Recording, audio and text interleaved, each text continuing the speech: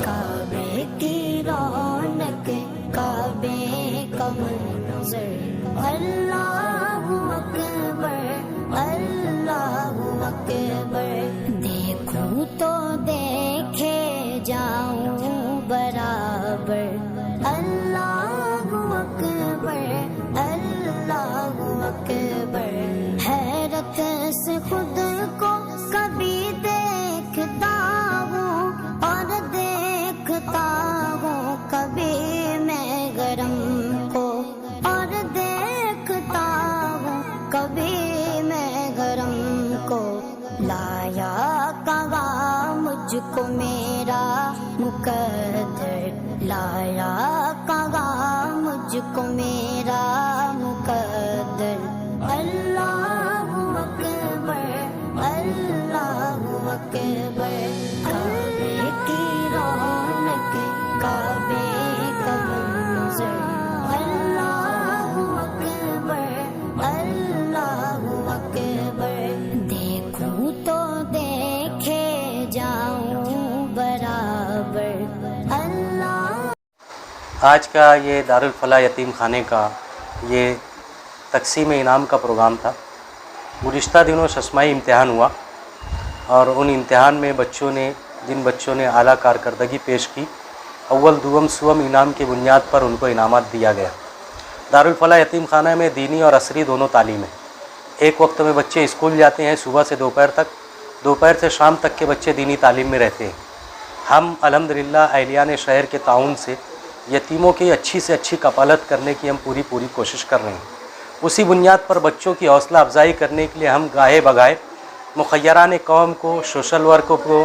اور بھی اس طریقے سے نامی گرامی شخصیات کو ہم بچوں کے سامنے لا کر کے ان کے ہاتھوں ان کو انعامات دے کر کے ہم بچوں کے اندر یہ شوق ذوق پیدا کرنے کی کوشش کرتے ہیں کہ ہم بھی اپنا مقصد طے کریں، اپنی منزل طے کریں اور اسی کے ساتھ ساتھ اپنا پروگرام کریں۔ اسی پروگرام کے تحت آج ہم نے یہ تقسیم اسناد کا پروگرام رکھا جس میں حفاظت گروپ میڈیا کے پورے ذمہ داران، ذوحان نالج ہب کے ذمہ داران اور اردو اکیڈمی بک ڈپو کی جانب سے آئے ہوئے احباب ہماری دعوت پر لبیک کہا اور انہوں نے اپنے ہاتھوں سے درجہ حفظ کے اول دوم سوم، شعبہ نادرہ کے اول دوم سوم، شعبہ دینیات کے اور شعبہ پارہ ہم حفظ کے اور نورانی قاعدے کے بچوں کے درمیان اس طریقے سے 22 بچوں کو انعامات تقسیم کیا گیا۔ 90 بچوں میں سے 22 بچوں کو انعام دے کر کے بقیہ بچوں کو یہ بتانا ہے کہ تم بھی مزید محنت کر کے آگے بڑھنے کے حوصلے اپنے اندر پیدا کرو۔ اس مقصد کے تحت آج کا یہ تقسیم اسناد کا پروگرام منعقد ہوا تھا۔ پچھلے لاک ڈاؤن جو گزرا ہے اس سے آپ کے مدرسے میں یتیم خانے میں کیا اثرات پڑا؟ پچھلے جو لاک ڈاؤن گزرا اس سے تو تمام مدارس کو فرق پڑا اور اسی کے ساتھ ساتھ یتیم خانے میں بھی فرق پڑا، لیکن ایک بات الحمدللہ یہ ہو گئی ہے کہ لوگوں نے کھانے کے طور پر یتیم خانوں کو زیادہ دھیان دیا۔ اس لیے الحمدللہ جہاں لوگوں کو مفت راشن ملا تو بہت سارے احباب نے اپنے راشن کا اناج ہمیں لا کر کے دیا۔ اسی کے ساتھ ساتھ بہت سارے لوگوں نے دعوتیں دی، اس لیے ہمارا جو نقدی جو فنڈ کم ہوا تھا وہ کھانے کے ذریعے الحمدللہ ہمارا کور ہوا۔ اور ہم نے لاک ڈاؤن کے پیریڈ میں پولیس ڈپارٹمنٹ کو لکھ کر کے دیا تھا کہ ہمارے پاس اتنے بچے ہیں، ان بچوں کا آپ یا تو انتظام کیجئے یا ہمیں یہاں رکھنے کا پرمیشن دیجیے۔ تو انہوں نے ان کو ہمارے یہاں پر رکھنے کا پرمیشن دیا۔ تو ہم نے لاک ڈاؤن کے پیریڈ میں بیرونی جتنے بچے تھے پورے لاک ڈاؤن کے پیریڈ میں ہم نے ان کو الحمدللہ اچھی طریقے سے انتظامیہ کی نگرانی میں رکھا۔ یہ 1.5-2 سال جو لاک ڈاؤن کا گزرا ہے اس میں بچے جو ہے وہ دین سے کافی دور پائے گئے کیونکہ مدرسے اور تمام مساجد وغیرہ بند تھی، تو آپ کیا میسج دینا چاہیں گے شہر کے بچوں کو؟ پہلی بات تو یہ کہ لاک ڈاؤن کے پیریڈ میں بھی ہمارا یتیم خانہ جاری رہا اور ہم نے اس میں تعلیم رکھی انتظامیہ کے تعاون کے ساتھ، اور اس لاک ڈاؤن کے پیریڈ میں تعلیم کا بہت بڑا نقصان ہوا ہے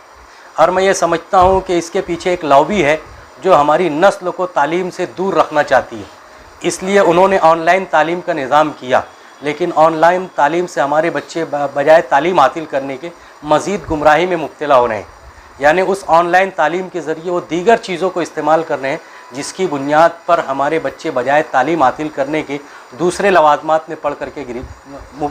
دوسرے لوازمات میں مبتلا ہو کر کے بگڑ رہے ہیں۔ میں سرپرستوں سے یہ گزارش کروں گا کہ اپنے بچوں پر خصوصی دھیان دیں، موبائل جب ہم اپنے بچوں کو دیتے ہیں تو اس بات کی نگرانی کرے کہ ہمارے اپنے بچے کیا کرنے ہیں۔ لاک ڈاؤن کی وجہ سے ہمارے بچی، ہماری نسل تعلیم سے دور ہو چکی ہے۔ ایسے وقت میں ہماری ضرورت ہے، ہماری ذمہ داری ہے کہ ہم اپنے بچوں پر خصوصی دھیان دیں اور ان کو تعلیم کی طرف راغب کریں۔ تعلیم ہے تو سب کچھ ہے۔ کل مالیگاؤں شہر کے اندر جو بند کا اعلان کیا گیا تھا، وہ صبح سے لے کر جو معاملہ چلا وہ کافی اچھا چلا اور کافی امن کے ساتھ چلا، اور میں تو یہ کہتا ہوں کہ پورا جو بند کا اعلان اور لوگوں کا جو اس کا تعاون رہا، کیونکہ جو تریپورہ میں معاملہ ہو چکا تھا اور اس کو لے کر آج ہم لوگ ہمیشہ باتیں کرتے رہتے، لیکن کل جو امراوتی، ناندیڑ اور مالیگاؤں کے اندر بند کا اعلان کر کے ہم سبھی مسلم سماج کے ماننے والے لوگ جو ہے، اسلام کو ماننے والے لوگ جو ہے، انہوں نے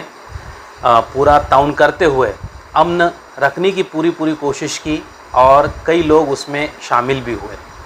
لیکن کل حادثہ جس حساب سے مالیگاؤں اور امراوتی کے اندر پیش آیا، تو میں تو بات مالیگاؤں کی کروں گا، کیونکہ مالیگاؤں کے اندر ایسے حالات پیدا نہیں ہوئے تھے جس طرح سے ٹی وی کے ذریعے سے بتائے گئے۔ میں ٹی وی دیکھ رہا تھا اور اس میں بات جس طرح سے بتائی جا رہی تھی کہ مالیگاؤں کے اندر دنگل یا فساد، یہ بے بنیاد باتیں ہیں، اور میں عوام سے، تمامی عوام سے گزارش کرتا ہوں، مالیگاؤں کے اندر ایسا ماحول پیدا نہیں ہوا۔ تھوڑی بہت جو بات ہوئی وہ پولیس اور جو جلوس میں شامل تھے ان کے درمیان ہوئی ہے، اس کے علاوہ ایسا کوئی معاملہ نہیں ہوا جس سے کسی کو ٹھیس پہنچے یا کوئی مذہب کو ٹھیس پہنچے۔ تو میں تمامی لوگوں سے گزارش کرتا ہوں پھر سے کہ ہمارے مالیگاؤں شہر کے اندر امن قائم تھا اور قائم ہے اور انشاءاللہ قائم رہے گا۔ جو مخالف رہنے والے لوگ ہیں، جو دشمنی کا ماحول پیدا کرنے والے لوگ ہیں، وہ دشمنی کا ماحول اس کو بنانے کی یا اس کو رنگ دینے کی کوشش کر رہے ہیں، تو ہم ایسے لوگوں سے اپیل کرنا چاہتے ہیں کہ آپ غلط فہمی جو ہے مالیگاؤں کے تعلق سے بالکل بھی مت پھیلائیے۔ ہمارا مالیگاؤں امن کو چاہنے والا ہے اور وہ چاہتا رہے گا۔